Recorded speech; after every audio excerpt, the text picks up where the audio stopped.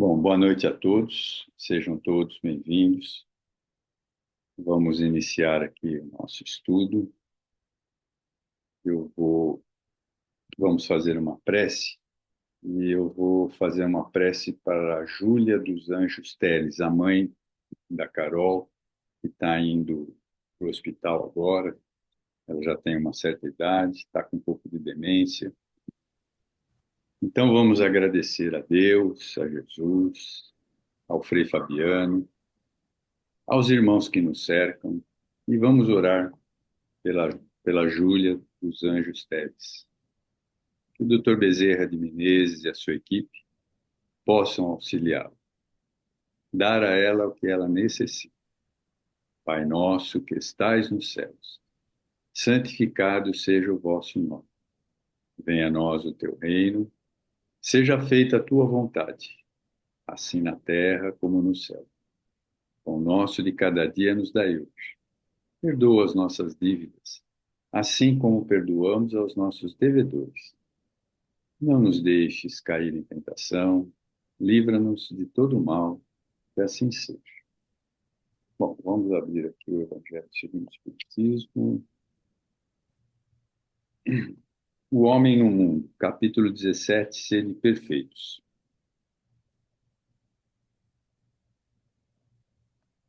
Um espírito protetor, Bordeaux, 1863. Um sentimento de piedade deve orientar o coração daqueles que se reúnem sob os olhos do Senhor e imploram a assistência dos bons espíritos. Purificai vossos corações, não vos deixeis perturbar por nenhum pensamento fútil ou de prazeres materiais. Elevai vosso espírito em direção àqueles que vos chamais, a fim de que, encontrando em vós as necessárias condições, possam lançar em quantidade a semente que deve germinar em vossos corações, e nele produzir os frutos da caridade e da justiça. Não acrediteis, contudo, que, incentivando vossa dedicação à prece e à evocação mental, desejamos vos levar a viver uma vida mística, que vos coloque fora das leis da sociedade, onde estáis obrigados a viver. Não, vivei com os homens da vossa época, como devem viver os homens. Mas, se renunciardes às necessidades ou mesmo às banalidades do dia a dia, fazei-o com um sentimento de pureza que possa santificá-los. Se sois obrigados a estar em contato com homens cujos espíritos são de naturezas diferentes da vossa e de caracteres opostos, não deveis afrontá-los, não os contrarieis. Sedes alegres, felizes, mas com alegria que provém da consciência limpa da felicidade de um herdeiro do céu, que conta os dias que se aproximam da sua herança. Bom, o texto é bem grande, né? Então, aqui o conselho do espírito, aqui, quem que é mesmo, é o protetor espiritual de Bordeaux, né? Ele, ele coloca claramente que a gente tem que viver os dias de hoje, né? Só que hoje nós já entendemos, né, uma maneira de viver os dias de hoje em função do que a doutrina espírita nos colocou, né? E ele pede uma coisa aqui que é muito difícil, né? Se a gente tiver que viver com pessoas de diferentes mentes do que a gente, né? As nossas crenças, que a gente não os afronte, né? Isso é muito difícil, porque invariavelmente eles estão dentro da nossa família, né? Mas nós devemos fazer o possível para conseguirmos superar essas situações, já que hoje nós já temos algum conhecimento, né, que nos faculta entendermos que alguns espíritos ainda estão atrasados, né, e que nós, por força de conhecermos a doutrina, podemos ser um pouco mais flexíveis do que éramos quando não conhecíamos a doutrina espírita. Bom, se alguém quiser fazer algum comentário, estejam à vontade. Nós estamos aqui no capítulo 9, né? Estamos numa parte onde apareceu a mãe do irmão Gotuso, que estava lá junto daqueles espíritos que foram fazer aquele socorro, né? E ela está pedindo para ele reencarnar, né? Então, vejam, aqui, pela conversa, né? Ela coloca, né, que a esposa dele, que ele deixou na costa quando ele desencarnou, não pode ser mais a mãe dele, né? Mas será a avó dele, né? E, e o seu inimigo vai ser o pai dele. Olha que coisa interessante, né? Então vejam como a espiritualidade faz arranjos para que as situações fiquem de uma forma com que aquilo se apague ao longo do tempo, né? Então, ela está dizendo aqui, olha, que levante-se, meu filho, sei que você me ama intensamente. Todavia há irmãos nossos que lhe esperam a estima e compreensão. Não venho sozinho ao seu encontro. Abrir-se-ão as portas desta casa de bênçãos em benefício de nossa congregação familiar. Então, vamos continuar daí, tá? Estou na página 190 aqui no meu. Vou iniciar ela. Mantinha-se Gotuso em ansiosa expectativa em face das singulares observações. Surpreendendo-nos a todos, poucos segundos após, duas senhoras penetraram no recinto. A que apresentava maior número de anos revelava alta posição de orientadora na luz que a circundava, mas a segunda mostrava obscura condição de alma encarnada, em temporário afastamento do corpo, através do sono físico. Então, é aquele momento, né, em que os espíritos se reencontram, mesmo os encarnados, né, que são levados para esse local dessa reunião, para que possam acertar as situações das reencarnações. Então, vamos lá. Reconheceu Gotuso de longe, evidenciando incontestável deficiência de disciplina emotiva, estendeu-lhes o braço, descontrolado e inquieta, bradando: Gotuso, Gotuso, que felicidade este reencontro! Parecendo, porém, perturbada pelo choque das lembranças relativas à diferente situação que o desprendimento do primeiro esposo lhe trouxera, acrescentava aflita: Não me queira mal, ajude-me por amor de Deus, não me abandone, não me abandone. Dolorosos soluços rebentavam-lhe o peito. O interpelado quedou silencioso, atendendo talvez à íntima angústia que o dominava. Mas Letícia interveio generosa. Erguendo-se firme, reconheceu a nora nos braços e tranquilizou-a. Venha, Maria, venha ao meu coração. Sabemos quanto tem sofrido na silenciosa depuração espiritual. Nunca fomos surdos aos seus rogos e conhecemos de perto a extensão das provas amargurosas que lhe colheram a alma sensível. A visitante da crosta terrestre contemplava a benfeitora enlevada e feliz, sentindo-se na presença de um anjo bom, para que não conseguia coordenar raciocínios para compreender o fenômeno em curso. Através da luminosidade do seu olhar, observamos a aventura que lhe banhava o espírito, jubiloso por tão belo entendimento. Depois de acariciá-la com meiguice materna, a venerável amiga dirigiu-se ao nosso companheiro, acentuando: Meu filho, não queira você abraçar-me e beijar-me? Acredita que a esposa terrestre merece menos do que eu? Admite ainda que a mãe dos seus filhinhos, entremecidos, saudosa e devota, tenha sido ingrata ao seu desvelado amor? Continuará esquecido do bem para agravar o mal? A viúva na crosta, em muitas ocasiões, deve aceitar o segundo matrimônio com o sacrifício necessário, por supremo respeito ao consorte que partiu. Retire dos olhos a venda do egoísmo que lhe vem interceptando a visão e interprete com naturalidade as exigências da vida terrena, né? Então é mais ou menos que nem aquela história lá do André Luiz, né? Quando vai lá pela primeira vez visitar a casa dele e ver a esposa casada com outro, né? Então, é lógico que a gente tem que ter um desprendimento grande para aceitar essas coisas, né? Mas, uma hora, eu acho que o espírito, ele consegue entender essas situações, porque, na realidade, se a gente parar para pensar, quantas vezes a gente reencarnou, né? Quantas esposas nós tivemos? E aí você vai querer cobrar de cada uma que, pô, você tem que ficar me esperando quantos séculos, né? Não vai dar certo isso, né? Então, é uma coisa que a gente vai ter que tratar com uma certa naturalidade também, né? Mesmo aqueles que foram também, né?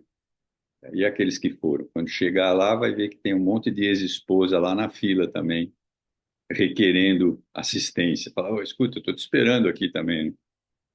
Então, é difícil, no primeiro momento, a gente entender certas coisas, né?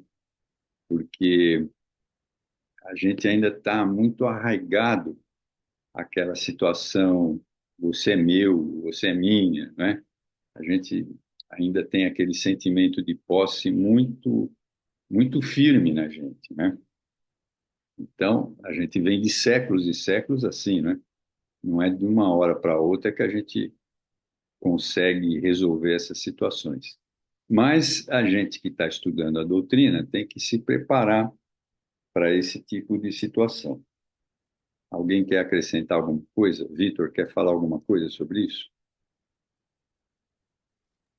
Oi, Roberto.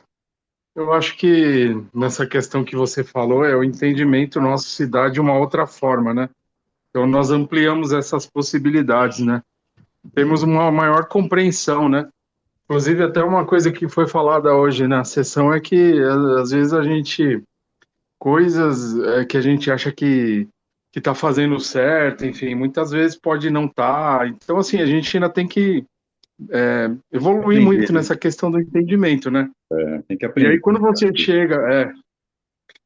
você chega, do outro lado, é lógico que não vai ser de uma hora para outra, mas você vai entendendo muitas questões porque o passado vai sendo exposto, né? Então isso aí muda, né? Eu acho que no livro No Nosso Lar, se eu não me engano, que tem aquele companheiro que está auxiliando o André Luiz, que ele convive, no livro é falado, se eu não me engano, acho que é Nosso Lar, que ele convive ali com duas ex-esposas que ele teve aí na mesma encarnação. Eles estava casado, se separou e depois arrumou uma outra companheira e eles se encontraram ali no plano espiritual e convivem, né? Porque eles entendem a necessidade. Então, Uhum. acho que amplia muito essas possibilidades para todos nós, né?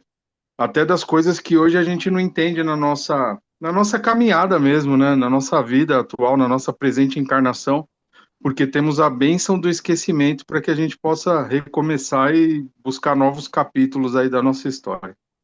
É isso aí, meu amigo. Muito obrigado. Boa noite a todos. Leila, quer comentar alguma coisa? É, eu ia dizer, né? É um exercício e tanto de desapego, de desprendimento, né? Para o espírito do outro lado ali vivenciar, ver uma situação dessa, né? Não deve ser fácil, né? Não, não deve ser fácil. É. Bom, alguém quer comentar mais alguma coisa? Então, vou continuar aqui, tá? Um gesto conciliador confiou-lhe a esposa, acrescentando: ajude-a para que você possa ser ajudado. Não recuse a lição, porque o futuro virá aclará-la inteiramente. Magnetizado talvez pela carinhosa advertência materna, Gotuso abriu os braços e recolheu-a, solícito, na atitude de irmão, compadecido e desvelado. Marília observava-o em êxtase. Oh, que sonho bom! Exclamou sob indefinível expressão de ventura. E, relanceando o olhar pelo salão em luz, dirigia-se a nós outros comovedoramente. Tenho medo da minha velha habitação. Ah, por favor, enviados divinos, não me deixem voltar nunca mais. Compreendendo que a Nora, temporariamente liberta do corpo, entrava num domínio vibratório prejudicial à organização psíquica, em virtude dos deveres que lhe cabiam na esfera carnal, Letícia considerou, retomando assim: Ouça, filha. Peraí, deixa eu pôr o Rafa aqui. Ouça, filha, é preciso que você não se detenha por mais tempo. Não pode permanecer entre nós antes que os eternos desígnios se manifestem nesse sentido. Volte, porém, ao lar distante, convencida da nossa afeição sem mácula. Nossa tranquilidade seguir-lhe-á os dias terrenos, não lhe faltará cooperação. Se não pôde acompanhar o esposo querido pela inoportunidade de semelhante desejo, alegre-se e confie no poder divino, pois Gutuso irá ao seu encontro. Em breve, Maria, seus beijos orvalharão de amor e ventura um rosto pequenino que sintetizará para suas esperanças de avó verdadeiro mundo de felicidade redentora, né? Então vejam que, de qualquer forma, não sei se ela vai entender aqui isso direito, né? Mas ele vai voltar como neto dela, né? Então vai voltar para o braço dela. Então por isso que muitas vezes a gente vê uma ligação muito forte entre a avó e os netos, ou o avô e os netos, né? São ligações muito fortes porque são aqueles espíritos que estão retornando, né? Sem dúvida nenhuma. Laços muito apertados. E assim, e ela tá. Então, deixa eu só entender, Roberto. Essa moça, ela tá resistente a esse casamento por conta que ela está muito ligada ainda a esse marido que se foi. É, Isso. ela casou de Ah, já novo, casou. ela já casou de novo e não está se dando bem com o marido, Entendi. né?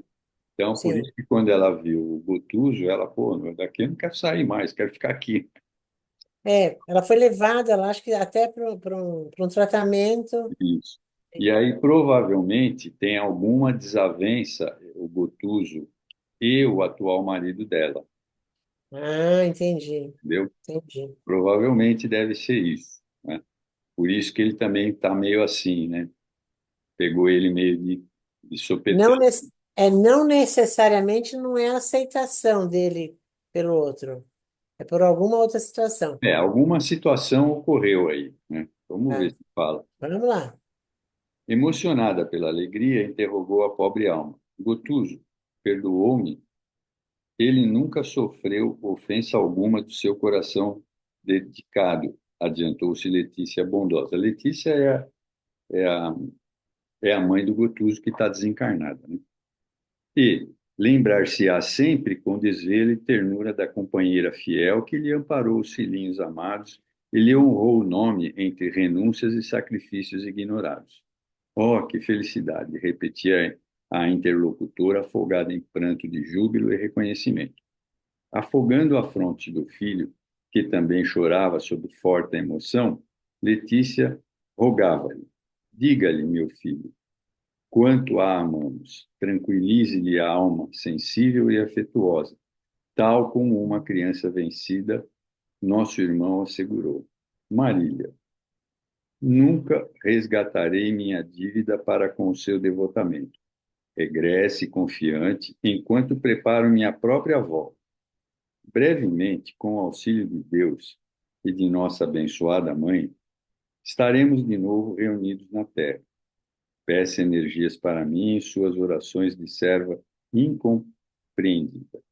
Está você em vias de terminar dolorosa prova de resgate, ao passo que vou recomeçá-la. Sou eu, portanto, agora, quem suplica auxílio e proteção. Espere-me, não desfaleça. Aprenderemos a refundir sentimentos, purificar laços afetivos, santificar impulsos e, sobretudo, abençoaremos quem nos feriu aparentemente, amparando suposto inimigo, a fim de que nos convertamos em sinceros irmãos uns dos outros, né? Então vejam aí, né? Fazendo suspense. Tem algum esquema aí com o atual marido dela, né? Mas isso é uma forma da espiritualidade resolver os problemas, né? Fazendo com que você renasça numa outra posição e resolve o problema, né? Então, por exemplo, ele vai ser filho ele vai ser filho, e agora me embananei, vamos lendo. Neto. Né? Eles choravam enternecidamente. Em seguida, Letícia restituiu a nora aos braços amigos da orientadora, que a reconduziu de volta ao corpo físico, no mesmo silêncio dentro do qual se mantivera até então. A ex-genitora de Gotuso encomendou-lhe que retomasse o primitivo lugar e, recompondo o ambiente, solicitou o concurso de Zenóbia para a futura realização final.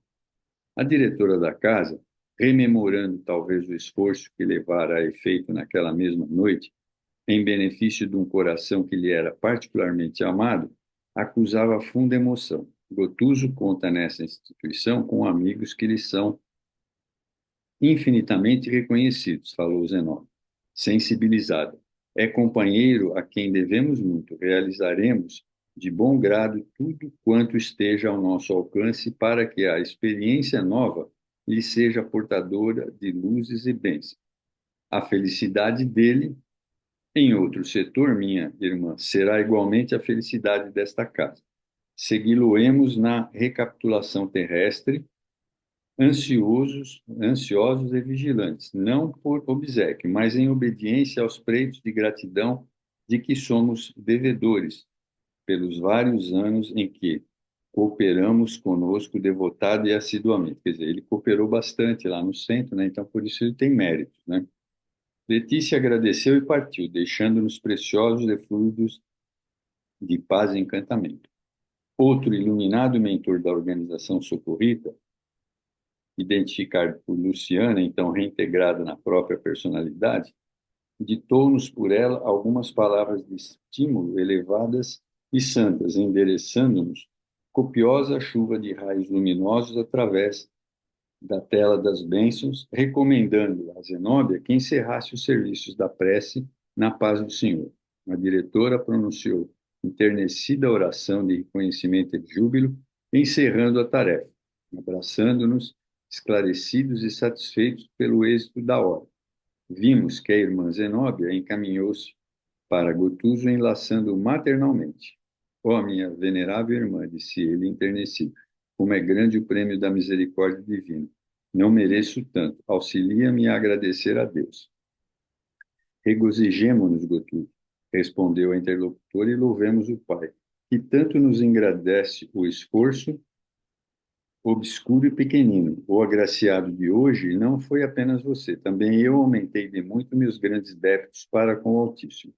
De voz quase embargada pela comoção, concluiu: também eu recebi divina concessão nesta grande noite. E aí nós terminamos esse capítulo 9, né? Então, veja, a gente tem que lembrar sempre que a espiritualidade ela proporciona situações que nós aqui não conseguimos entender ainda, né? A gente não faz ideia das relações que existem entre todos nós, né? Até nós aqui na casa de Fabiano temos relações de outras vidas, de outras passagens, mas a gente não se atenta exatamente a isso. Mas todos nós estamos interligados de alguma forma, né? Então a gente precisa lembrar sempre disso. E a espiritualidade está sempre atuante, né? Veja quanto esforço eles depreendem para que as coisas deem certo, né? Então, não é à toa que a gente está reunido, que nós temos a família que temos as confusões que aparecem na nossa vida, não é à toa. São situações que nos levaram a essas coisas. Mas a gente pode ter a certeza de que não estamos sem rumo. Existe um planejamento para isso. Então, é só a gente fazer a nossa parte, mais nada. Alguém quer colocar alguma coisa? Posso dar uma aceleradinha aqui no capítulo 10? Então vamos lá. Fogo purificador.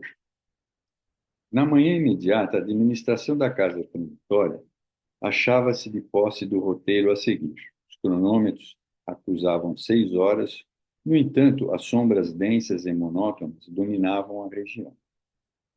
O Instituto recebia o concurso de vários servidores de outras organizações socorristas da mesma natureza, enquanto a irmã Zenóbia se mantinha absorvida pelos quefazeres imperiosos do momento, cercada de assessores, orientando atividades alusivas à mudança próxima.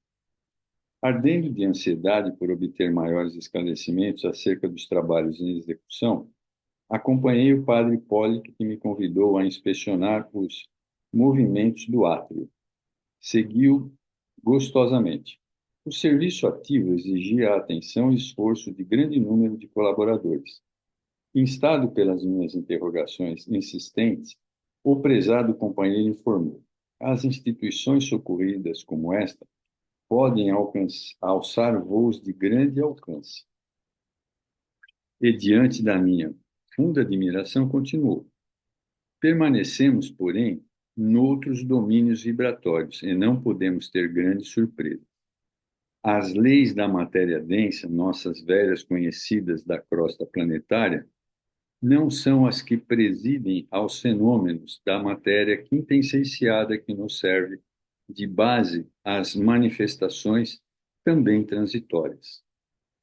O homem encarnado somente agora começa a perceber certos problemas inerentes à energia atômica no plano grosseiro em que se situa, temporariamente, a personalidade. Como você não ignora, as descargas elétricas do átomo etérico em nossa esfera de ação ensejam realizações quase inconcebíveis à mente humana.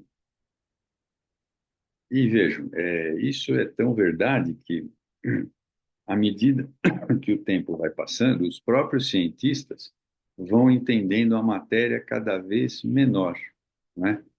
Então, a gente passou do átomo, depois os quarks, eu não sei bem os nomes aí, mas os cientistas vão achando cada vez mais matérias, os átomos que eram, né, para, sei lá, para 20 anos atrás, era a menor coisa que existia. Hoje nós temos aquela partícula de Deus lá no laboratório lá na Europa, né, que é um acelerador atômico, que eles chamam de a partícula de Deus, né? Então, cada vez mais os cientistas estão descobrindo partículas menores, até uma hora achar a partícula quintessenciada do plano espiritual. Então, quer dizer, isso é uma jornada, né? Então, cada vez mais os cientistas estão indo para esse caminho, né? Por isso que o espiritismo não deixa de ser ciência, né? Porque lá atrás, em 1860, Kardec já falava disso, só que com outras palavras. Tudo bem? Então, continuando. Nos círculos carnais, para atendermos aos nossos enigmas evolutivos ou redentores, somos fracos prisioneiros do campo sensorial, prisioneiros que se comunicam com a vida infinita pelas estreitas janelas dos cinco sentidos. Não obstante o progresso da investigação científica, entre as criaturas terrenas, o homem comum apenas conhece, por enquanto, uma oitava parte do plano onde passa a existência. A vidência e a audição, as duas portas que lhe podem dilatar a pesquisa intelectual, permanecem excessivamente limitadas. Vejamos, por exemplo, a luz solar, que condensa as cores básicas, suscetíveis de serem assinaladas pelo nosso olho, quando na Terra. Percebemos tão somente as cores que vão do vermelho ao violeta, salientando-se que a maioria das pessoas nada enxerga das últimas cinco, que são o azul, o verde, o amarelo, o laranja e o vermelho, não registrando o índico e o violeta, né? Então, isso realmente é para se pensar, né? Os nossos sentidos ainda são muito grosseiros, a gente não consegue perceber um monte de coisa. Existem, porém, outras cores no espectro, correspondente a vibrações para as quais o olho humano não possui capacidade de sintonia. Manifestam-se raios infravermelhos e ultravioletas que o pesquisador humano consegue identificar imperfeitamente, mas que não pode ver. Ocorre o mesmo com a potência auditiva. O ouvido da mente encarnada assinala apenas os sons que se enquadram na tabela de 16 polegadas, vibrações sonoras 40.000 por segundo. As ondas mais lentas ou mais rápidas escapam-lhe totalmente. Há que obedecer às leis da gravitação e da estrutura das formas, na zona de matéria densa, para que a vida atinja seus devidos objetivos espirituais, né? Então, ainda tem muitas leis no universo que a gente ainda desconhece, né? Nós ainda não conseguimos entender tudo, não achamos ainda essas leis, né? Mas vai chegar o tempo. O ex... Deixa eu pôr a Mônica de volta. O ex-sacerdote fez breve parada, sorriu, afavelmente exclamou: os movimentos de trabalho em nossa esfera de luta, portanto, não podem ser vistos com a mesma deficiência de exame que antigamente nos precedia às observações. A matéria e as leis em nosso plano permanecem bastante diferenciadas, embora emanem da mesma origem de vida. As considerações eram sumamente interessantes para mim em tal conjuntura, apesar de já não ser leigo no conhecimento da aplicação da energia elétrica na colônia espiritual em que eu mantinha residência. As palavras de Hipólito tinham virtude de aliviar-me o cérebro, atulhado ainda de reminiscências viciosas da crosta.